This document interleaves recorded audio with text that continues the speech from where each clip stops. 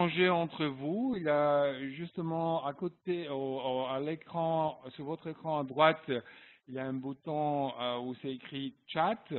Alors là, vous pouvez échanger entre vous à n'importe quel moment ou choisir d'échanger avec un ou autre membre qui participe à ce webinaire. Je dois dire que d'abord un mot de bienvenue à tout le monde. Nous avons des collègues qui participent dans ce webinaire de 14 pays de l'Afrique de l'Ouest. Même je vois de Haïti et plusieurs pays en Europe. Alors, vous êtes tous le bienvenu à cette discussion. J'espère que que vous pouvez tous bien m'entendre. S'il y a quelqu'un qui a des problèmes audio, je vais souligner que ce webinaire, c'est vraiment diffusé en direct, live stream sur YouTube. Et vous voyez sur l'écran le lien, ou en appuyant sur le lien, vous pouvez suivre sur le point 3 que vous voyez devant vous sur l'écran.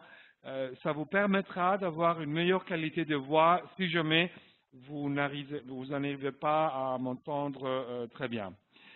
Je voudrais présenter les speakers, les invités de ce webinaire, et je suis ravi que nous avons 3 collègues qui vont partager avec nous leur expérience en Centrafrique. Alors, je présente d'abord M. Fabrizio Hochschild, qui est le représentant spécial adjoint de la MINUSCA. Il est le coordinateur résident du système des Nations Unies et aussi le coordinateur humanitaire pour la République centrafricaine, qui nous joindre à cette discussion de Bangui. Je voudrais aussi présenter Madame Julie Baudin. Elle est la coordinatrice nationale de protection pour le Conseil danois pour les réfugiés, DRC, en République centrafricaine, et aussi à Bangui. Et je voudrais aussi présenter Madame Nadia Karine Fornel-Poutou, qui est le secrétaire général de l'Association de femmes juristes de Centrafrique. Elle représente alors la voix nationale. Vous voyez sur l'écran les 3 invités que je demanderai tout à l'heure de partager avec nous leur expérience et surtout les actions concrètes qu'ils ont prises sur le terrain. Le sujet d'aujourd'hui, l'exploitation et les abus sexuels commis sur la population affectée par des travailleurs humanitaires, vraiment constitue un des pires échecs de redevabilité envers ceux avec qui et pour qui nous travaillons. C'est des personnes qui nous ont donné leur confiance en travaillant pour les aider. Au même moment, malheureusement, il y a des actes, des abus graves qui se passent. Comme le secrétaire général des Nations Unies l'a clairement stipulé, la confiance que la population nous accorde ne devrait jamais être brisée par d'abjects actes d'exploitation et d'abus sexuels. Il est donc notre responsabilité de protéger ceux que nous servons. Pour mieux élaborer et justement stipuler la discussion, avant de commencer à prendre votre question, je vais me diriger vers nos speakers et je voudrais savoir, est-ce que Fabrizio, le coordinateur, est-ce que vous êtes en ligne? Oui, je suis là. Je ne sais pas si vous pouvez m'écouter. Bonjour à tous. Excellent, on vous écoute très très bien. Alors, bonjour Fabrizio et bienvenue à ce webinaire. On est ravis d'avoir vraiment le senior leadership en Centrafrique à nous répondre et nous donner un petit peu le conseil pratique ce que vous avez fait sur place. Alors, justement, la République centrafricaine a marqué l'actualité par des cas d'exploitation, d'abus sexuels commis, bien sûr, majoritairement par des soldats de maintenir de la paix. Même au moment, nous savons qu'il y a aussi des incidents, des cas qui étaient commis ici par les humanitaires. Alors, je voudrais vous demander, surtout que c'est une mission intégrée, si vous pouvez nous dire d'abord 2 mots sur le contexte de Centrafrique, mais aussi nous expliquer quelles sont les actions qui étaient prises par vous-même en tant que coordinateur humanitaire dans le pays, en prenant en compte la nature intégrée de la mission onusienne au Centrafrique. Alors, Fabrizio, à vous. Bon, d'abord, sur le contexte, il faut dire que la discrimination contre les femmes et la violence sexuelle, incluant les viols, sont un phénomène, une plague vraiment chronique dans la République centrafricaine. Par exemple, plus de 80% de la population, autant d'hommes et de femmes, pensent que c'est justifié que les maris battent leurs femmes. Selon le récent rapport de développement humain de PNUD, la RCA est entre les 2 ou 3 pays avec le pire taux d'inégalité entre hommes et femmes dans le monde entier. Et le conflit a exacerbé les violences passées en genre. La manque ou faiblesse de l'état de droit implique l'agresseur reste dans l'impunité. Fabrizio, je suis désolé de vous interrompre. Fabrizio, il y a un écho qui sort de vous. Je vois que vous avez les 2 micros ouverts. Si vous pouvez maintenir un micro. Merci. Arrêtez, s'il vous plaît. Le micro. Si vous voulez mettre un micro en sourdine. Non, pardon, mais vous voyez, les conditions de travail ici ne sont pas les plus faciles.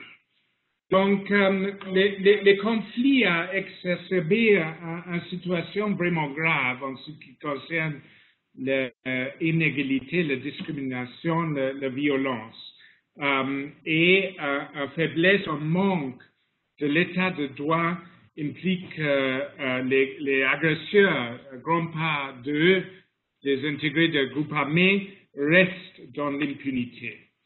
Donc, le numéro de cas que vous voyez maintenant sur l'écran, c'est vraiment un petit pas parce que le plus grand pas des cas restent, pour les raisons de stigmatisation, pas rapportés.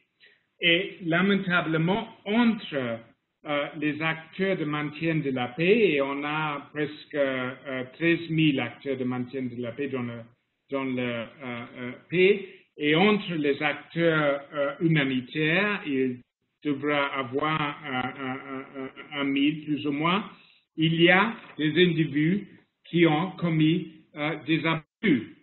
Maintenant, quelles sont les mesures qu'on a prises pour essayer de répondre à ça?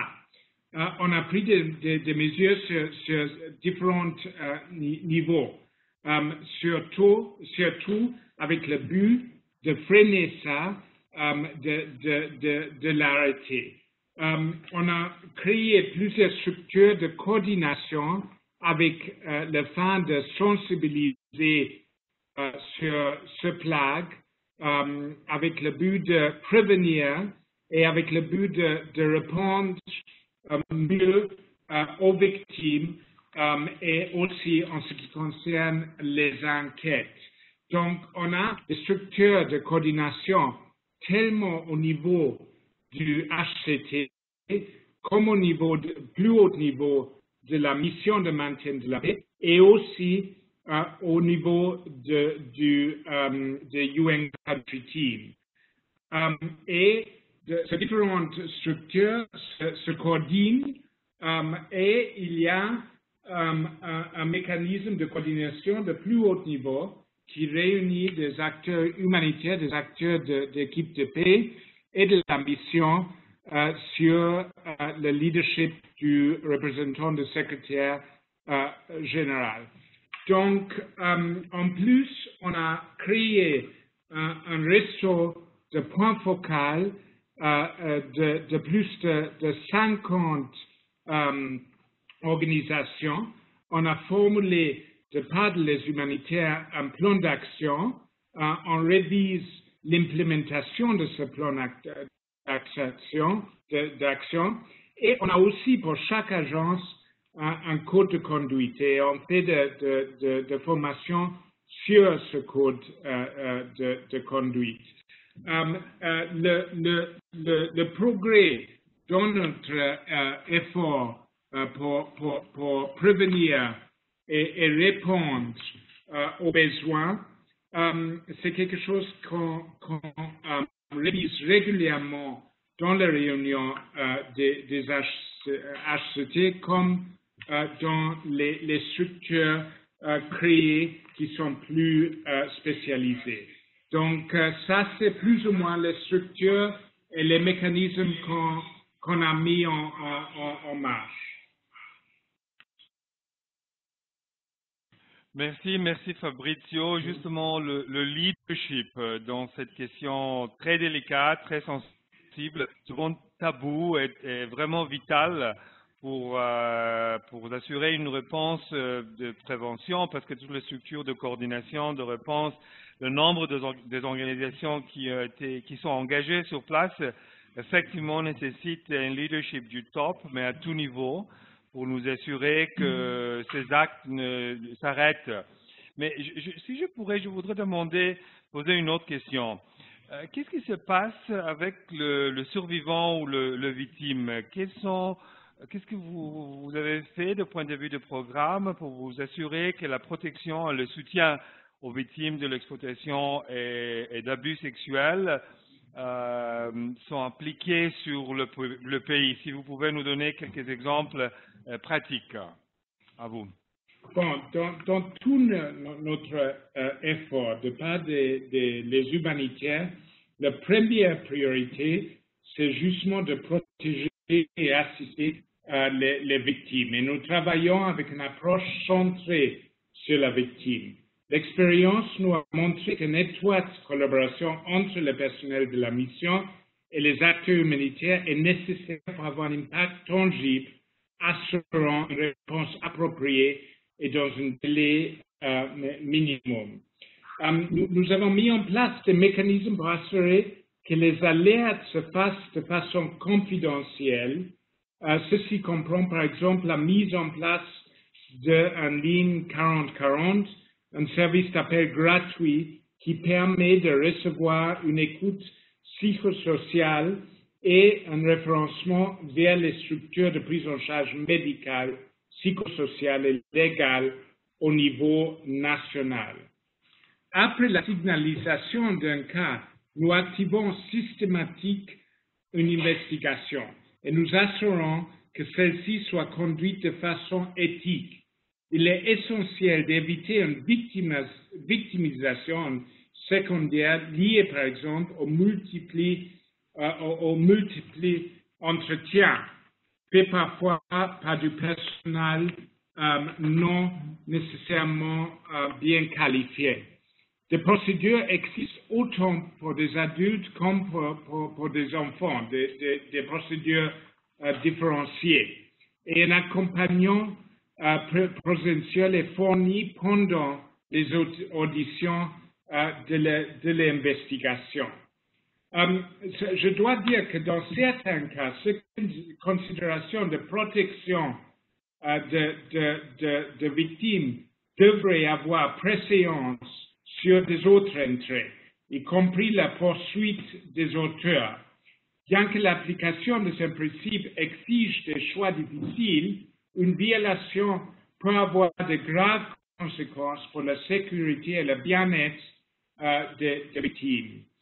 Donc, la protection des victimes et des témoins est un élément essentiel de notre réponse en la RCA pour éviter les menaces et les représailles, parce qu'il y a un grand danger de ça, donner les niveaux de stigmatisation qui affectent les victimes.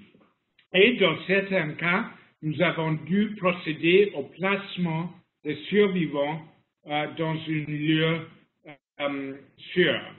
Maintenant, pour la prise en charge, nous basons notre intervention sur le principe directeur relatif au BBG.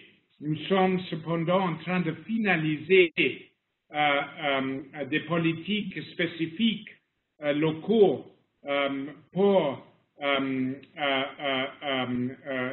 appliquer ça ici dans les SCA en cohérence avec les politiques qui existent au niveau global. En plus de tous les moyens de protection, il y a un paquet minimum d'assistance aux plaignants de SCA qui est offert en premier lieu, qui comprend la prise en charge médicale et psychosociale, et puis selon les souhaits de survivants, il y a aussi une assistance adaptée à ses besoins spécifiques et fournie selon les services disponibles. Donc ça, c'est une synthèse de ce qu'on fait pour les victimes. Merci Fabrizio. Clairement, j'entends, je vois un plan qui passe aux plusieurs niveaux.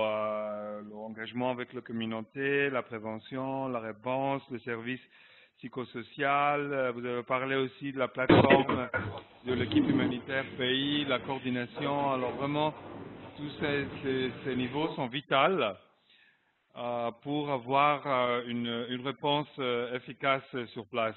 Alors, je voudrais me diriger vers Julie Baudin, qui travaille avec le Conseil danois pour le réfugié en République centrafricaine. Julie, vous êtes là depuis plusieurs années. Fabrizio, le coordinateur humanitaire, il nous a présenté les différents niveaux, les actes qui sont pris. Clairement, cette question vraiment nécessite l'ensemble de la famille humanitaire, les Nations Unies, les ONG, pour qu'on soit tous ensemble sur la même voie, avec un message vraiment où on ne tolère pas même un cas de trop.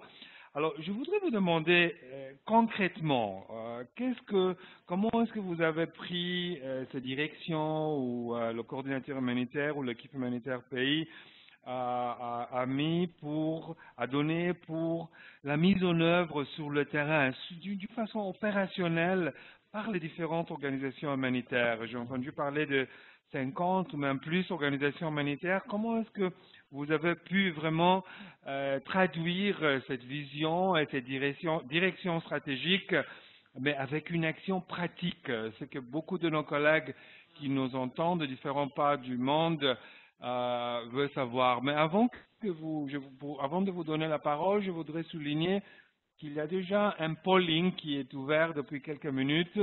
Vous le verrez sur votre écran à droite. Je vous demande de prendre vraiment 2 minutes pour nous donner votre avis. On essaie de comprendre qui est en ligne et d'avoir votre feedback déjà. Alors, Julie, ça serait bien d'avoir votre point de vue sur ma question. À vous. Oui, bonjour.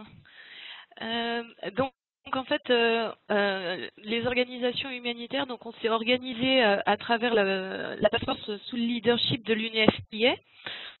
Donc là, en fait, on a décidé en fait de mettre en place un plan d'action pour essayer de faire un roll-out et un suivi de la stratégie au niveau national. Donc en fait, notre plan d'action, on l'a articulé autour de 4 piliers.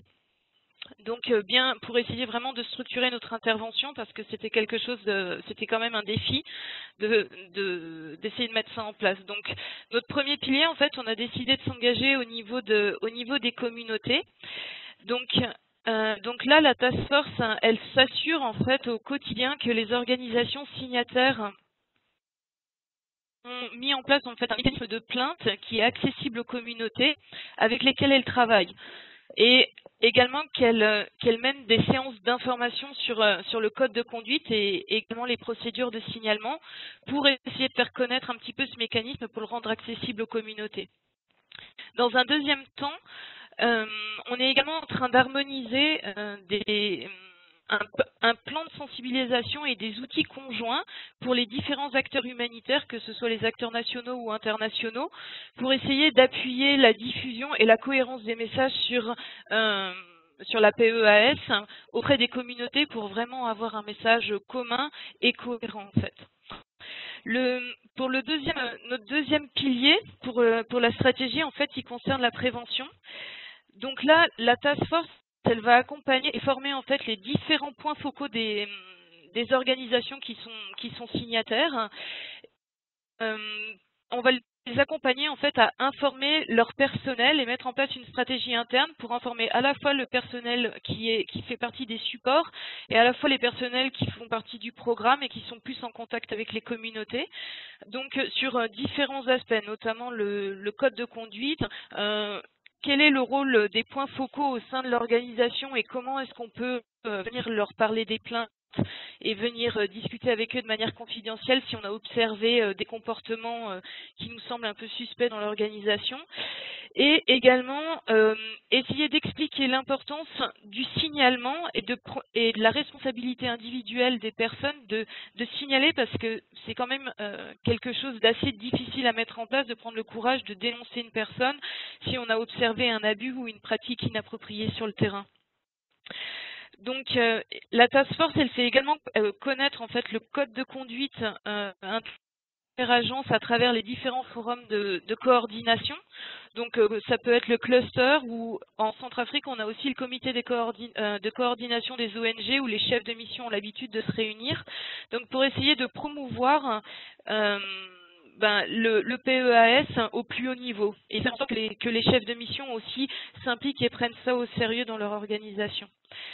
Donc on est aussi, en ce qui concerne la prévention, la task force elle aide également à développer en fait du matériel d'information standardisé pour essayer de le partager au sein des organisations, notamment nationales, qui ont un petit peu moins de moyens que les ONG internationales pour avoir des supports comme des posters, des leaflets, des choses comme ça.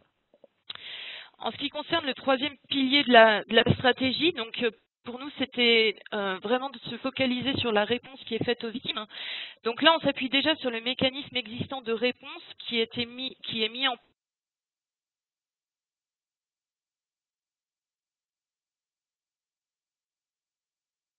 Julie, on vous a perdu. Je ne sais pas si vous m'entendez, on vous a perdu.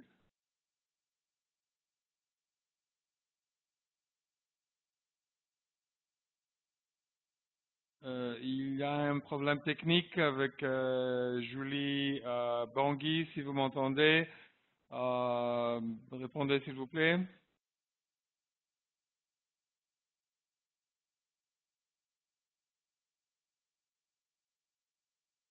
Fabrizio, est-ce que vous êtes là? Vous pouvez m'entendre?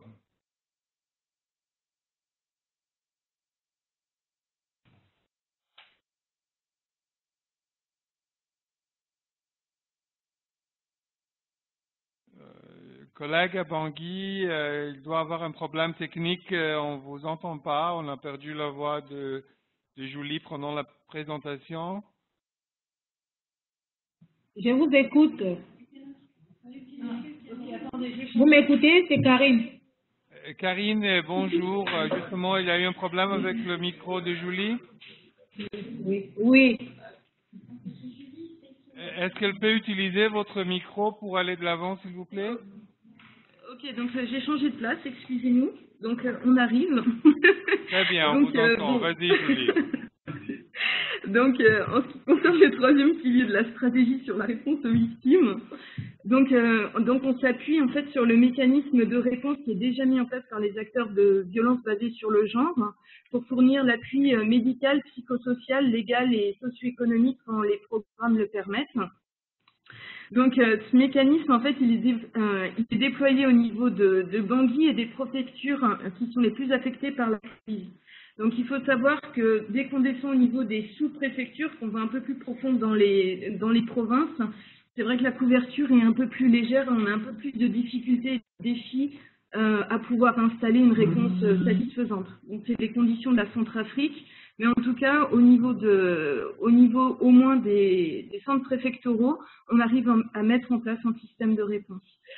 Donc, au niveau des procédures opérationnelles standards, donc là, l'idée, c'était de développer également un SOP spécifique à la prévention des abus sexuels. Mais en fait, l'idée, c'est que nous, on a essayé de l'intégrer à ce qui avait été déjà fait par le sous-cluster VBG afin de ne pas dupliquer trop d'outils et de faciliter l'utilisation. Également au niveau de la réponse aux victimes, donc les organisations, elles ont des modes d'investigation qui peuvent avoir deux modalités. Donc en fait, soit l'organisation avec son secteur RH et puis ses points focaux vont traiter les cas de façon confidentielle et en interne, soit elles pouvaient solliciter en fait... D'accord. Ah, il faut résumer, ok. Donc, parce que moi, je vous entends pas du tout. Donc, ok, donc passez à la question 4. Ok, J'entends. très bien. Je suis vraiment désolée, mais je vous entends très très mal en fait. Est-ce que vous m'entendez mieux maintenant, Julie? Oui, maintenant je vous entends. Ok. Alors justement, nous avons plusieurs collègues qui nous écoutent de plusieurs pays, de plusieurs opérations. Vous avez parlé de 4 actions ou de 4 plateaux où il faut prendre l'action, l'engagement avec la communauté, la réponse, la prévention et la coordination. Mais si je pourrais vous demander, parce qu'il y a plusieurs pays ou plusieurs opérations où malheureusement il y a très peu de ces actes ou de ces mécanismes qui sont sur place. Alors, d'après votre expérience en Centrafrique, vous avez vraiment travaillé avec le système, est-ce que vous pouvez nous donner vos recommandations, vos réflexions sur les étapes, si vous voulez, que nos collègues qui nous suivent au plusieurs endroits peuvent prendre pour avoir une réponse efficace, un système efficace pour la prévention et l'assistance aux victimes. Si vous pouvez nous résumer en 2 mots, voilà, quelle est l'architecture, ou quelles sont les étapes que vous avez mis ou que d'autres collègues peuvent suivre pour commencer, parce que souvent on se demande, voilà, il y a énormément à faire, quel ordre on peut suivre? Julie. Donc, nous, on trouve qu'on s'est beaucoup basé en fait sur la question des principes humanitaires et de la redevabilité en fait dans le contexte de la Centrafrique. Et donc, l'idée, c'est au départ de mettre en place donc, cette architecture PSE qui pourrait s'organiser autour d'une task force qui rapporterait directement à l'équipe humanitaire pays, mettre en place un réseau de points focaux qui serait basé donc à la fois en capitale et en province afin de faire remonter les cas et les questions qui tournent autour de cette question. Ensuite, il y aurait également identifié éventuellement un conseiller PEAS pour l'équipe humanitaire pays et le coordinateur humanitaire en vue de fournir des conseils pour mettre en place les standards minimums parce que c'est pas toujours évident de savoir quoi mettre en place pour les questions VBG. C'est quelque chose d'assez spécifique. Et également, bien travailler sur les mécanismes de coordination entre l'équipe humanitaire pays et la mission de maintien de la paix. Donc ça nécessite un certain nombre de réunions à haut niveau pour vraiment bien coordonner les choses.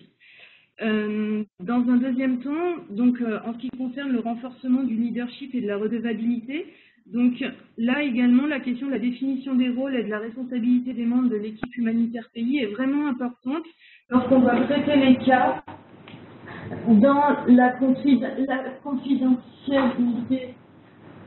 Pardon. Et voilà. Et est-ce que vous m'entendez? Et atténuer. Oui, vas-y. Oui, et atténuer en fait les risques de rupture de la confidentialité lorsqu'il y a trop de monde qui est impliqué. Donc en fait, c'est souvent un défi, donc c'est pour ça qu'il faut vraiment bien identifier les rôles et responsabilités de chacun. Donc en ce qui concerne, il y a également mettre en fait la prévention des EAS à l'ordre du jour des réunions de l'équipe humanitaire pays, en fait pour que les responsables d'agence et les chefs de mission restent sensibles à ce point et gardent un haut niveau d'implication au sein de leur organisation. Et également bien communiquer autour de la gestion des médias pour savoir comment est-ce qu'on parle de l'abus et de l'exploitation sexuelle en public pour essayer justement de bien expliquer les choses pour pas stigmatiser ni mettre en danger l'organisation pour laquelle vous travaillez, notamment au niveau de la réputation et toutes ces choses-là. Donc un troisième point, c'est la mise en place en fait, des mécanismes de prévention, de signalement et de réponse qui doivent être en fait effectifs pour les survivants. Donc ça, c'est vraiment essentiel d'avoir un mécanisme d'alerte qui est à la fois interne et externe, qui est accessible au staff des organisations ainsi qu'aux communautés, pour mettre en place des investigations vraiment confidentielles et aussi restituer en fait aux personnes qui ont été victimes. C'est une étape vraiment importante qui est souvent oubliée dans la démarche. Également, mettre en place un mécanisme pour bien protéger les survivantes ou survivants de VBG ainsi que les témoins, parce que des fois, si on n'a pas de mécanisme de protection, en fait, ça peut être un frein pour divulguer l'information si les personnes sentent qu'elles vont être menacées ou qu'elles vont subir des pressions. Donc, un quatrième point, donc en ce qui concerne l'évaluation et la mobilisation, suivi, évaluation et la mobilisation des ressources. Donc là, la task force doit, en fait, on encourage à faire un suivi du plan d'action sur une base mensuelle, car en fait, il est assez difficile de collecter des données, notamment dans les provinces qui sont enclavées. Donc là, le travail de consolidation et de vérification des données doit être vraiment fait si on veut garantir la fiabilité des cas reportés. Donc ça, c'est un point vraiment important lorsqu'on communique au niveau international par la suite. Également, ce serait amener les organisations à allouer un budget en interne dédié à la PSEA. Donc là, c'est un plaidoyer à faire aussi au niveau des chefs de mission pour qu'il y ait un engagement financier pour qu'il puisse y avoir des formations internes qui soient faites soit sur une base mensuelle ou 2 fois par année lorsqu'on a l'occasion de faire des formations de staff ou faire des team building ou des choses comme ça. Enfin, le dernier point, pour nous, on pourrait recommander qu'il y a 3 documents vraiment stratégiques et opérationnels standards qui nous ont vraiment aidés à construire notre réponse. Donc d'abord, ça a été le code de conduite interagence qui va être ensuite adapté à chaque ONG. Des procédures opérationnelles standards PEAS qui vont s'intégrer dans celles qui ont été développées par le sous-cluster VBG afin d'éviter les duplications et également fournir une cartographie des acteurs pour essayer de faciliter le référencement et la prise de contact lorsqu'on doit référer des victimes, notamment pour les questions médicales. Enfin, pour nous, un point important, c'est également développer un protocole de partage de l'information entre l'équipe humanitaire pays, la mission de la paix et puis le gouvernement, car le partage de l'information est vraiment une question sensible et cruciale pour le bon fonctionnement de la coordination interagence. Donc pour nous, c'est ce qu'on pourrait recommander pour encourager les gens à mettre en place le PEAS dans leur pays. Merci. Merci Julie pour avoir partagé ces étapes pratiques très opérationnelles. Avant de me diriger vers Karine, je voudrais encourager tout le monde à nous envoyer des questions. Si vous avez des questions qui sont liées à votre opération, n'hésitez pas à l'envoyer dans les quelques minutes prochaines. Je vais commencer à poser vos questions sur nos 3 invités. Alors, je vais maintenant me diriger vers Madame Nadine Karine Fornel-Poutou, qui est le secrétaire général de l'Association de femmes juristes de Centrafrique. Bienvenue à ce webinaire. Et Karine, je voudrais vous demander, votre rôle en tant qu'acteur local est vraiment crucial. Vous êtes le plus proche de la population, vous êtes le plus proche des survivants. Est-ce que vous pouvez nous dire en 2 mots, quelles sont les actions qui sont entreprises par vous, par les acteurs locaux, justement pour lutter contre l'exploitation et les abus sexuels sur le terrain? Karine, à vous. Merci. Les actions menées par les acteurs locaux en ce qui concerne la prise en charge des cas de PAS sont à 2 niveaux. D'abord, il y a la prévention. Une cinquantaine d'ONG nationales a déjà signé le code de conduite interagence en vue de marquer leur soutien et engagement à la prévention de PAS en République centrafricaine.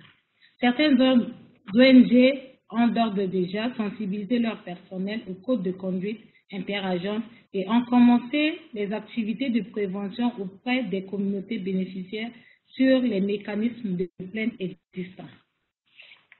Les ONG ont reçu une formation sur les RS entre le mois d'avril et mai 2016 et les besoins additionnels sont pris en compte. Les organisations locales partagent les alertes sur les abus et exploitations sexuelles avec les organisations internationales et la MINUSCA.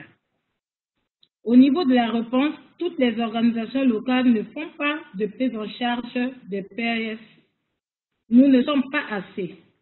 Moins d'une dizaine d'organisations sont impliquées dans la prestation de services aux survivants de violences basées sur le genre, à travers le référencement médical, la prise en charge psychosociale qui se fait à travers l'écoute, l'accueil, visite à domicile, la médiation, et il y a l'appui juridique.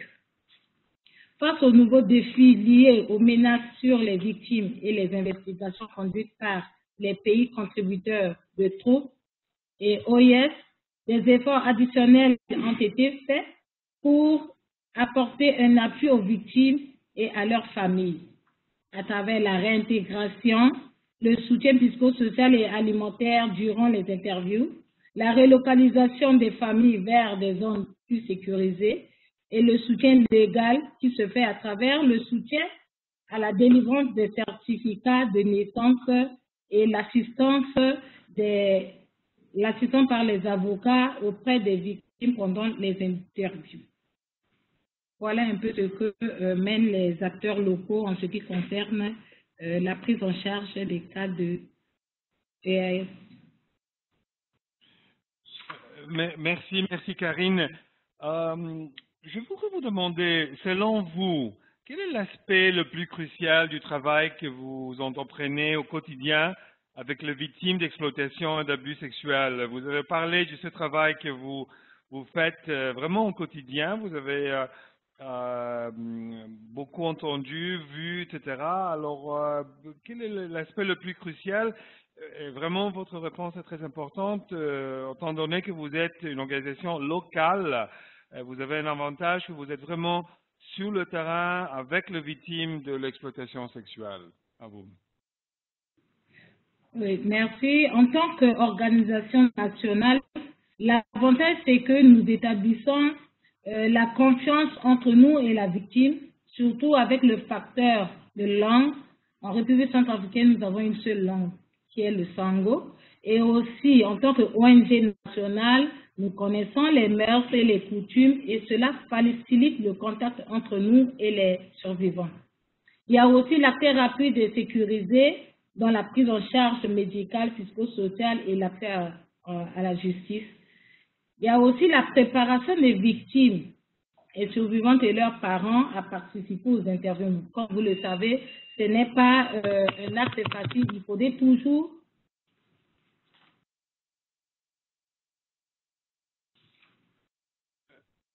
Karine, vous êtes là, on vous a perdu. Oui, je suis là. Vous m'écoutez? Oui, très bien, vas-y. Oui, il y a l'implication. Comme je le disais tantôt, il faudrait préparer les survivants et leurs familles à participer aux interviews. C'est quelque chose qui n'est pas facile. Donc, c'est un travail qui se fait par notre organisation. Il y a aussi l'implication des autorités nationales dans l'organisation des investigations avec le pays contributeur de groupes.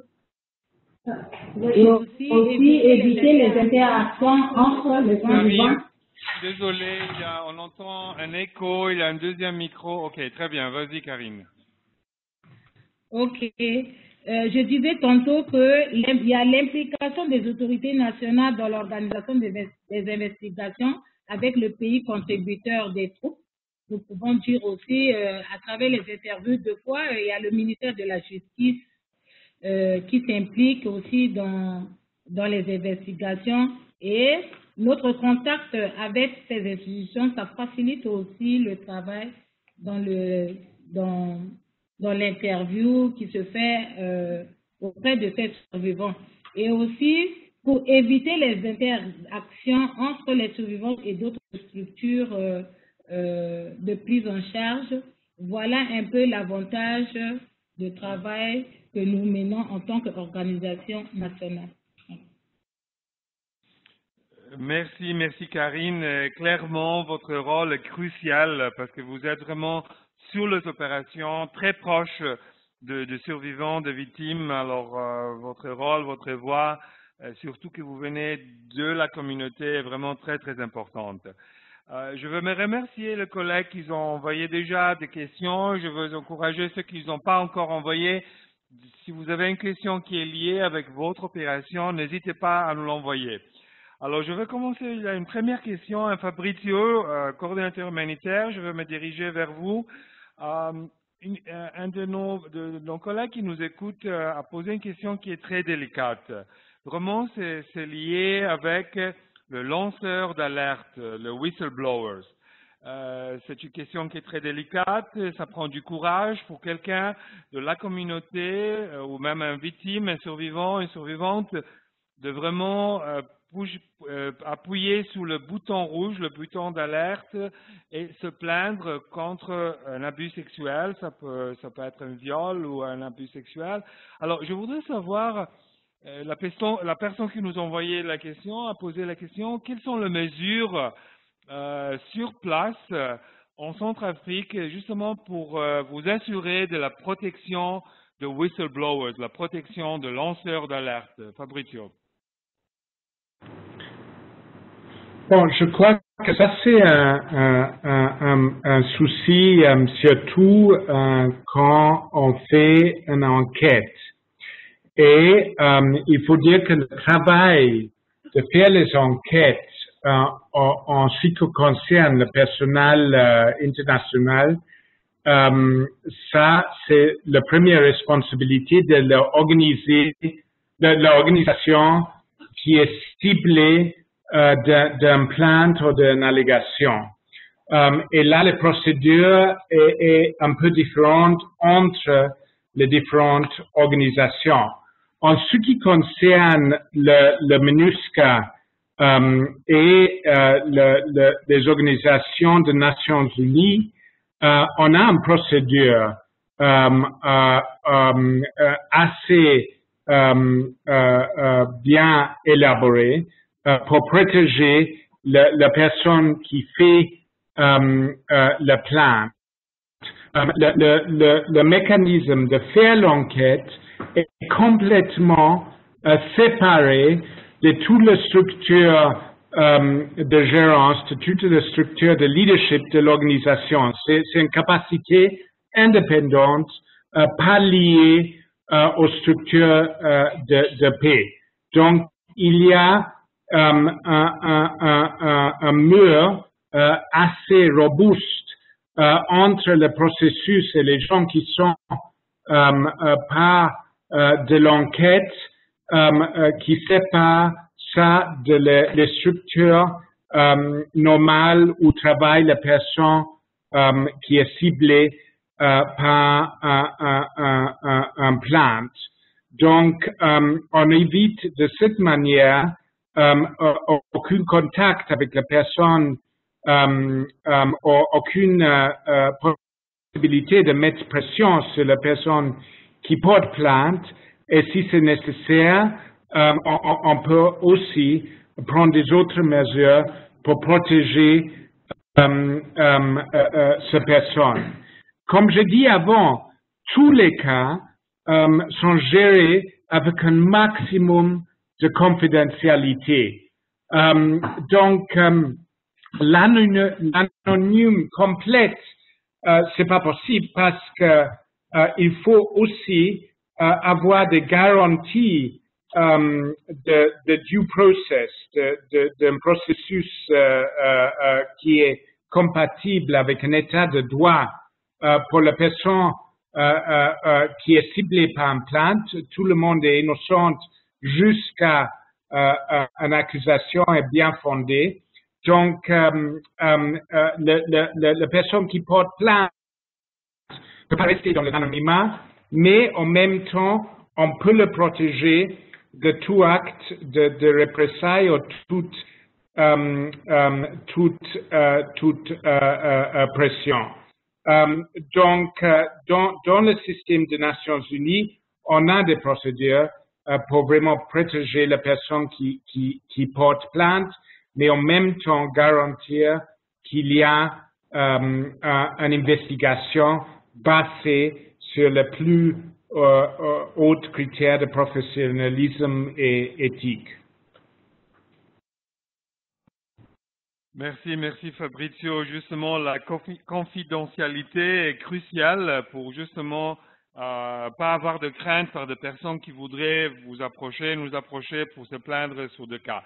Je veux maintenant me diriger vers Julie. Et Julie, il y a 2 ou 3 questions que je vais essayer de combiner. On a vraiment plein de questions qui arrivent de nos collègues. Alors, un de nos collègues qui nous écoute a posé la question d'abord, quand vous parlez du problème en Centrafrique, est-ce que vous pouvez nous donner une idée du volume du problème? Combien de cas est-ce que vous avez déjà recensés et traités? Est-ce que depuis que vous avez mis sur place ce système de prévention, communication, réponse, est-ce que vous avez vu une augmentation des cas ou comment ça s'était en comparaison avant d'avoir la mise de mécanismes sur place? Alors, si vous pouvez répondre, Julie. Donc là, en fait, à la suite de la mise en place du mécanisme, donc on a vu apparaître beaucoup de gens qui sont venus déposer des plaintes, mais pour des cas qui remontaient au passé. Donc, on a traité des cas anciens. Donc, au niveau de la MINUSCA, les collègues sont en cours de traitement d'environ 90 investigations. Et nous, au niveau des humanitaires, donc on a à peu près 150 cas qui sont en cours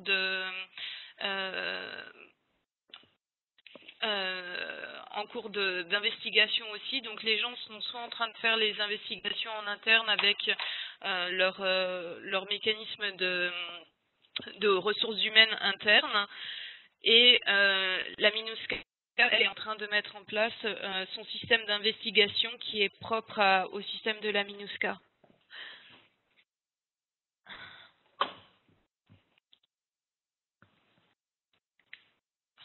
Voilà ce que je peux dire pour l'instant.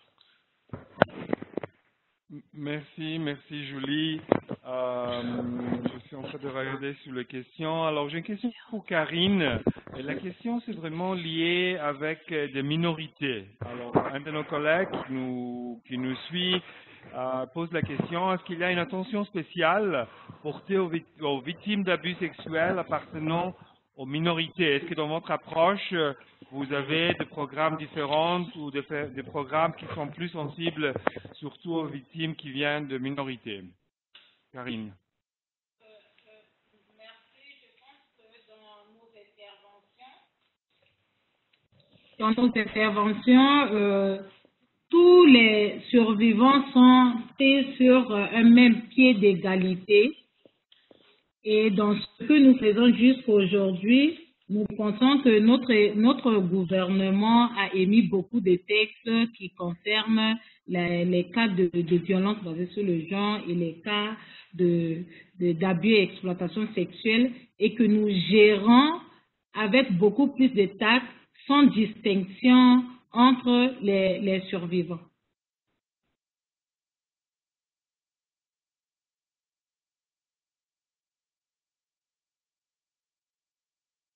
Merci Karine. Je vais me diriger maintenant vers Julie. Et la question, c'est vraiment, la personne pose la question, est-ce que vous pouvez articuler la prévention des exploitations des abus sexuels dans le contexte à haut risque, mais aussi dans des situations quotidiennes, sans conflit, sans émergence? Alors, la question vraiment, c'est de voir dans des contextes différents, est-ce que la réponse devait être différente? Comment est-ce que vous le voyez? Donc, je dirais que dans les contextes d'urgence, la question de la je dirais que la question de la protection est vraiment quelque chose de crucial, parce que quand on est dans des contextes à risque, on est souvent confronté aux groupes armés, beaucoup d'hommes en armes qui, dans des contextes on va dire un peu plus calmes, sont pas confrontés aux mêmes choses. Donc, en fait, là, dans ces contextes-là, la question de la confidentialité et assurer la protection des personnes qui vont essayer de reporter est vraiment centrale pour être sûr qu'elles ne soient pas exposées à de plus grands risques. Parce que concrètement, les armes sont vraiment présentes et donc ça peut vraiment mettre en danger vraiment les personnes. Donc, je dirais que la question des conflits armés et à prendre vraiment en considération lorsqu'on veut mettre en place le mécanisme de réponse. Et je dirais que c'est ça la différence principale entre un contexte un peu plus en paix et un contexte où il y a les conflits.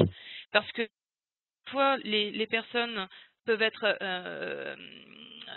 victimes des groupes armés, des agents de maintien de la paix, les humanitaires, parce que dans ce moment-là, il y a beaucoup d'insécurité, l'information circule pas bien, les gens peuvent être isolés rapidement.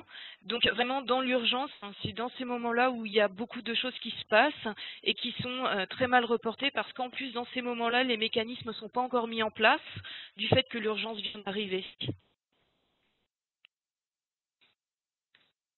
Merci beaucoup. Je vais me diriger maintenant vers Fabrizio. Fabrizio, un de nos collègues qui nous écoute, a posé la question d'abord en disant c'est bien d'avoir une vision claire concernant la mission, le soldat de manière la paix et les humanitaires, et justement le mécanisme de prévention, la communication, etc., qui sont sur place. La question est comment est-ce que vous êtes sûr que ce mécanisme marche? Est-ce qu'il y a une façon d'évaluer leur efficacité ou d'avoir de feedback justement pour être sûr que ce mécanisme sont suffisants et qu'ils sont efficaces justement pour avoir de bons résultats sur le terrain?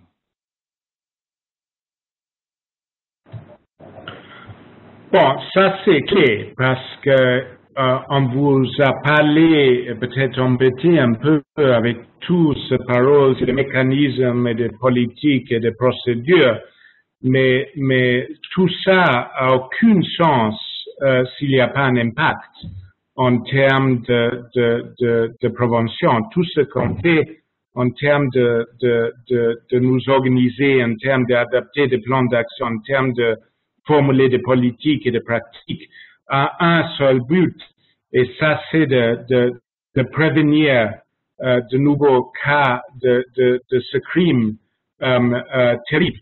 Mais on est en contact permanent avec la communauté où nous travaillons. Et c'est pas que nous. Donc, on peut nous accuser de ne pas avoir suffisamment d'objectivité pour faire, pour avoir une rétroalimentation objective de les communautés. Mais il y a des ONG, il y a des visiteurs d'ailleurs, il y a des inspecteurs. On a une unité permanente ici d'inspection, de haut professionnalisme. Donc, il y a on est à l'écoute de la communauté de manière permanente. Donc, il y a une rétroalimentation de la communauté. Et je dois dire que un davantage de ce terrible crime, c'est qu'il y a une plus haute conscience et grâce à ça, il y a une disposition de plainte qui est un peu plus accentuée qu'avant. Donc, la meilleure manière de mesurer l'impact, c'est d'écouter la communauté. Deuxième, on fait beaucoup de travail de formation et avant le déploiement dans le cas de les soldats de maintien de la paix, pendant le déploiement dans le cas des humanitaires, et toute cette formation a un component d'évaluation où on voit si les gens qui ont été ciblés par la formation ont bien compris les messages. Troisième, on fait des visites régulières, surtout aux bases, aux présences plus isolées de la mission, où les risques sont plus hauts, justement pour voir ce qui est en train de passer, justement pour parler avec les soldats ou les civils, pour voir les attitudes. Et on fait, avec chaque déploiement, on fait aussi une évaluation des risques qui sont associés avec le déploiement pour prendre des mesures d'avance pour minimiser les risques. Mais le plus important, c'est d'écouter à la communauté et d'avoir une capacité forte pour faire des investigations. Parce qu'il ne faut pas cacher que de temps en temps, on a aussi des fausses allégations. Donc, il faut bien faire une enquête sérieuse sur chaque accusation. Mais le plus important, c'est de rester bien en contact avec les communautés et d'évaluer de cette manière l'impact de toute notre mesure. Merci Fabrizio. Je vais prendre une autre question qui est faite spécifiquement pour la Centrafrique, mais évidemment ça pourrait être appliqué aux autres pays. Alors la personne qui nous envoie la question pose la question en disant que voilà, dans la structure où je travaille, vraiment au niveau terrain, au niveau décentralisé, il y a très peu de structures pénales, juridiques sur place pour faire face, pour faire le suivi des cas qui se passent là où je travaille. Alors, et ça c'est le cas dans la majorité de la territoire là où je travaille. La personne pose la question, voilà, comment est-ce qu'on peut faire pour avoir un suivi juridique sur place s'il n'y a pas de structure juridique pénale au niveau décentralisé sur le pays. Karine, quelles sont vos réflexions?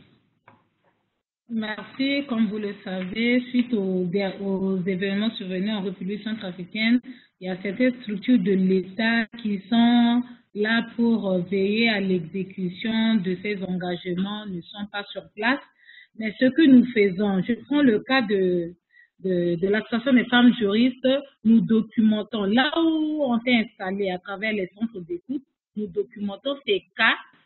Et comme en République centrafricaine, la juridiction est divisée en 3 cours d'appel, ce que nous faisons, après avoir documenté, il y a des avocats, comme c'est des projets que nous gérons, et il y a des avocats qui sont là, et nous remettons tous ces dossiers à ces avocats, et au moment opportun, ces avocats pourront se rapprocher auprès de ces cours d'appel pour déposer les plaintes et puis démarrer la procédure. Ok, merci Karine. La prochaine question c'est pour Julie. Julie, on a reçu une question de nos collègues qui disent les cas d'abus sont moins visibles chez les employés civils. Comment détecter des personnes qui commettent des actes d'abus et puis quoi faire comme suivi sur place? Oui, donc c'est vrai que c'est pas facile de détecter en fait, les personnes civiles, et souvent en fait ce qu'on se rend compte c'est que c'est parce que les gens en fait ne connaissent pas leurs droits et ne connaissent pas en fait l'accès aux services.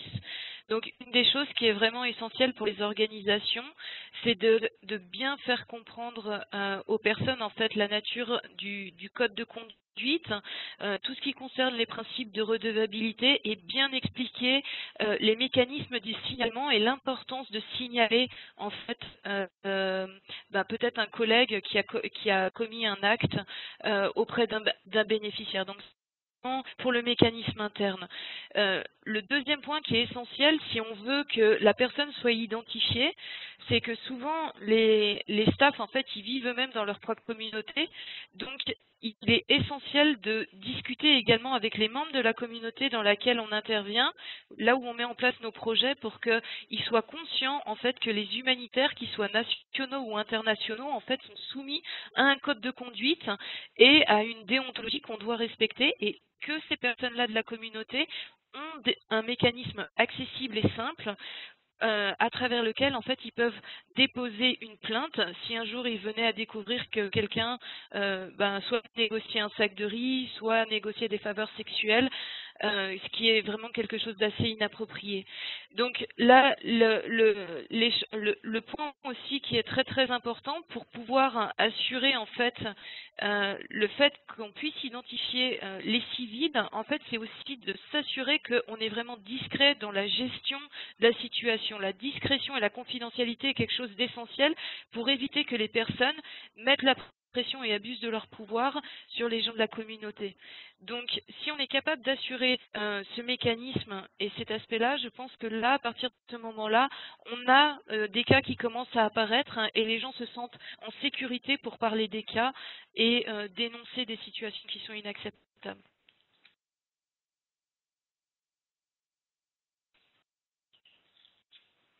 Merci, merci Julie. La prochaine question, c'est pour Fabrizio.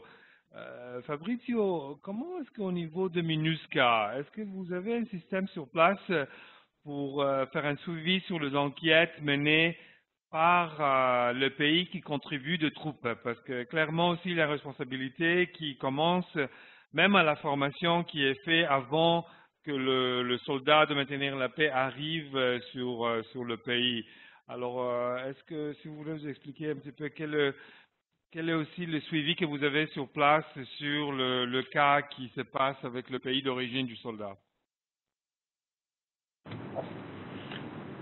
Bon, ça c'est vraiment un défi un peu compliqué parce que Nations Unies a aucune juridiction sur les soldats qui sont fournis pour la mission de maintien de la paix. Il reste sur la juridiction de la pays d'où il vient.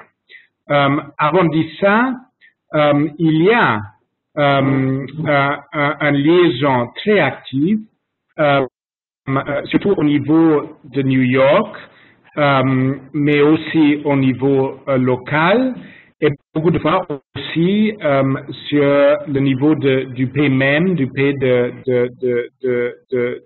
d'où vient le troupe, pour assurer qu'ils sont pleinement sensibilisés aux politiques des Nations Unies en ce qui concerne la violence sexuelle, pour assurer que tous les intégrés reçoivent avant le déploiement la formation qui est nécessaire, et pour aussi assurer que en cas d'allégation de violation, il y a une investigation en coopération avec les autorités de la paix contributeurs qui est aux critères de professionnalisme des Nations Unies. Et aussi pour faire le suivi, pour assurer en cas que la plainte est trouvée bien fondée, qu'il y a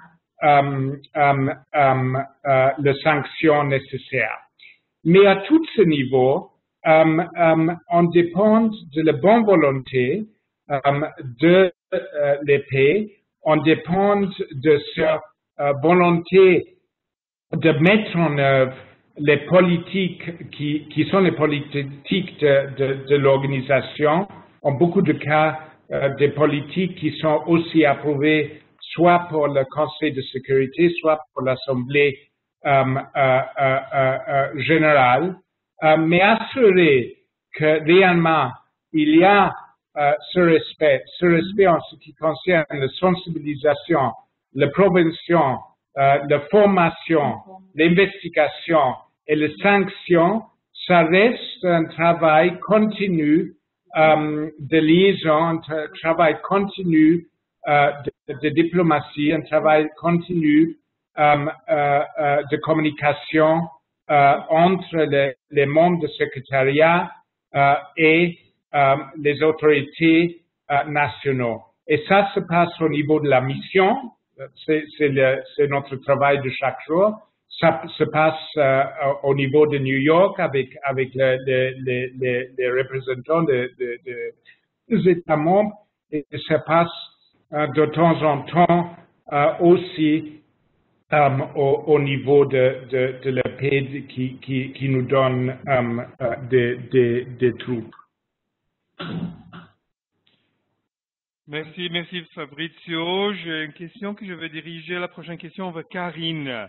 Un de nos collègues qui nous écoute a envoyé une question en disant: vous avez présenté un petit peu les différents aspects et actes de prévention que vous avez mis sur place aux opérations. De votre point de vue, est-ce que vous pouvez nous dire, nous donner vos conseils, vraiment, si vous voulez faire une petite auto-évaluation, quels sont le type d'actions qui sont le plus efficaces parmi ce que vous avez présenté, justement pour emmener avec la communauté? Karine.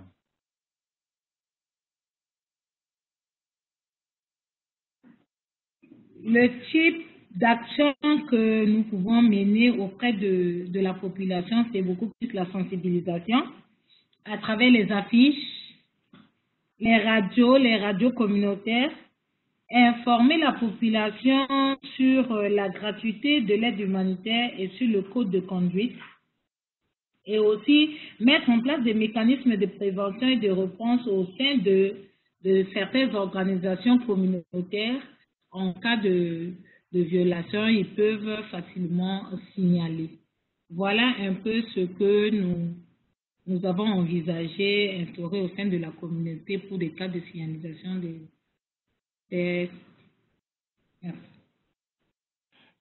Merci Karine. Justement, la sensibilisation avec la population est vraiment cruciale pour qu'ils puissent sacher quoi faire. Alors, Julie, il y a une question que je vais vous poser qui vient d'arriver. Un de nos collègues dire, là où je travaille parfois, il y a des rumeurs, il y a des allégations, où vraiment on n'est pas sûr si c'est vrai ou non. Quoi faire dans ces cas-là? Comment est-ce qu'on peut vraiment d'abord être correct, nous assurer que les allégations sont justes et au même moment vraiment pas être réactif d'une façon correcte sur la réalité de ce qui se passe sur place? Comment est-ce que vous traitez ou vous suggérez à traiter les allégations ou les rumeurs quand on n'est pas sûr si c'est vrai ou non?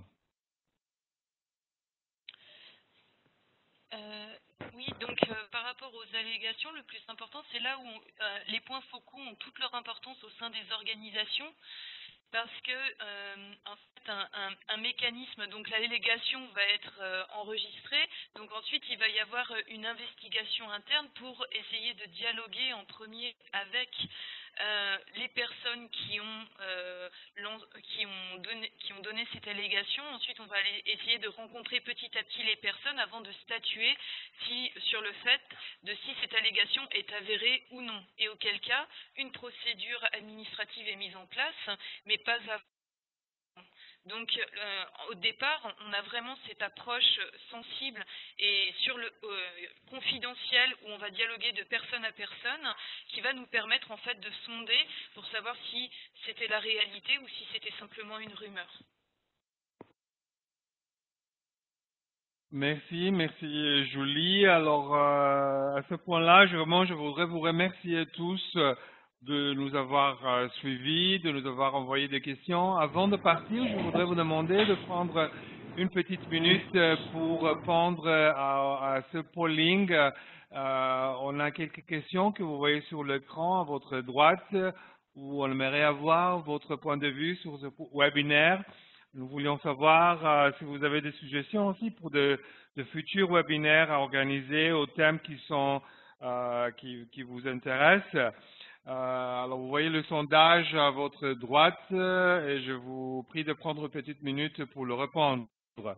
Avant de clôturer, je voudrais remercier vraiment nos invités. Je voudrais remercier M. Fabrizio Hosce, le coordinateur humanitaire et représentant spécial adjoint de la MINUSCA. Je voudrais aussi remercier Mme Julie Baudin, la coordinatrice nationale de protection pour le Conseil danois pour les réfugiés en République centrafricaine. Et je voudrais aussi remercier Mme Nadia Karine Fornel-Poutu, la secrétaire générale de l'Association de femmes juristes de Centrafrique. Vraiment merci d'avoir partagé vos expériences de la Centrafrique et surtout les actes, les étapes pratiques que vous avez pris pour nous assurer de la prévention et vraiment l'appui le mieux possible aux survivants. Dans le travail que nous travaillons, vraiment la confiance avec la population qui nous ont accordé, c'est vraiment crucial pour pouvoir préserver cette confiance. Et il faut vraiment tout faire pour nous assurer qu'il n'y a aucun cas d'abus sexuels par les humanitaires. Souvent, s'il y a un cas, c'est vraiment ça affecte la totalité de l'opération. Alors vraiment, j'espère que les étapes qui étaient présentées sont utiles. De notre part, ce que nous allons faire, c'est il y aura un résumé de ce webinaire de 2 pages qui va être partagé par email avec tous qui ont enregistré ou qui ont assisté à cet webinaire. Aussi, je voudrais vous dire que le webinaire sera disponible online dans quelques jours à venir. On va vous envoyer un email pour vous informer. Alors, s'il y a des collègues qui n'ont pas pu participer, ils auront la possibilité de réécouter le webinaire qui est enregistré et qu'on va le mettre online.